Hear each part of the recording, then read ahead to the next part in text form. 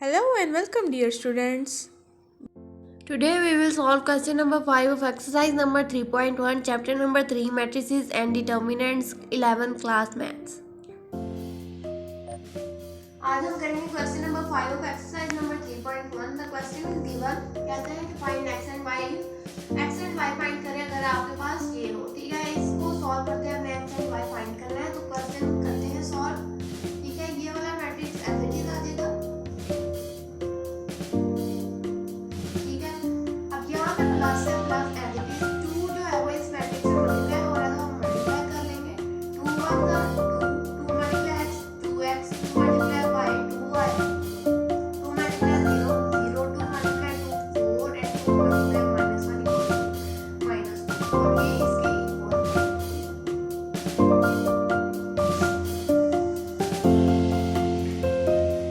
अब हम इन दोनों को ऐड कर लेंगे. 2 + 2 4, 0 + 2x 2x, x + 2y.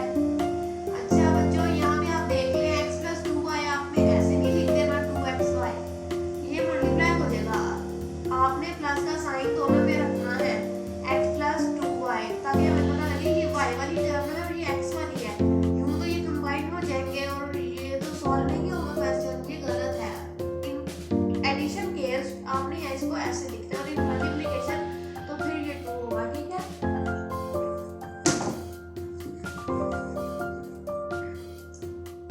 अब ये वाला 1 + 0 1, y + 4, y भी अब सिंगल अलग है और 4 अलग है. ठीक है ना. अब 3 - 2 1. आपको पता है दरमियान में प्लस आएगा. ठीक है ना, ऐसे 3 + -2 तो प्लस माइनस माइनस ही होता है तो वो माइनस होता है तो वो माइनस ही होंगे. ठीक है ना. अब उसके बाद ये इसके इक्वल है.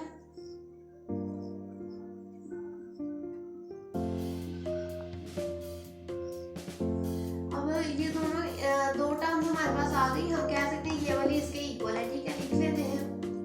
और ये जो सिंप्लीफाइड टर्म्स है ना, उनको लिखने की जरूरत नहीं है. जी, तो हमने सिंप्लीफाई करनी है ना, उनको लिखने की जरूरत है. ठीक है, ये यहाँ पे मैं आपको बता दूं, यहाँ पे 0 + 2x आएगा. यहाँ पे मुझे सॉरी, क्योंकि 0 भी एक अलग टर्म है और 2x भी अलग. तीसरा हमने 5 को अलग रखा, 4 को, तो इसी तरह 0 भी को भी अलग 0 लिख देंगे.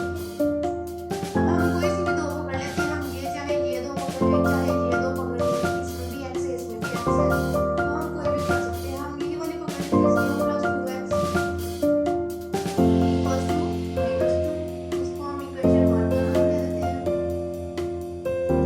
और a y + 4 equals to 6. इसको हम इक्वेशन 2 का नाम दे देते हैं. ठीक है, अब सॉल्व करते हैं इक्वेशन 1 को.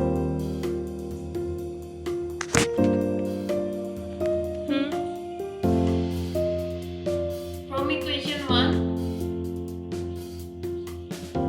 we have इक्वेशन 1 को सॉल्व करते हैं. हमारे पास आ जाएगा 0 + 2x equals to -2.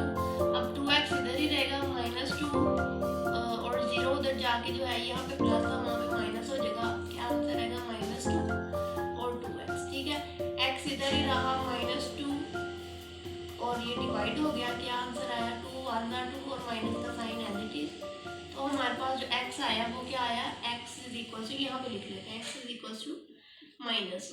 ठीक है, अब हम y का आंसर इसी तरह सॉल्व y फाइंड करते हैं. फ्रॉम इक्वेशन 2 को सॉल्व करेंगे तो y + 4 = 6 यही है. y इधर ही रहेगा 6 भी और 4 जो है उधर जाके माइनस हो जाएगा. आपको पता है 6 - 4 क्या होता है? 2. तो y का आंसर आ गया